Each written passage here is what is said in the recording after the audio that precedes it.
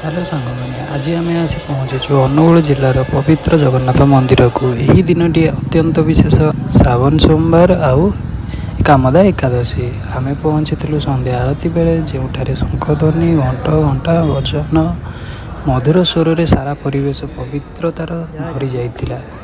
मन एकदम शांत और भक्तिमय अनुभव करुतिला।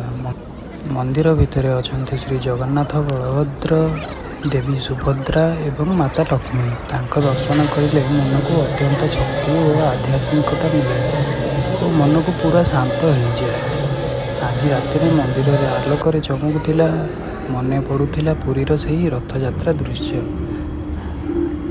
आसपास परिवेश एते शांतिपूर्ण थिला जे जड़े निजक निज भितर अनुभव कर मंडप भितर बसी भजन शुणा एक अंतर्मुखी अनुभव थिला।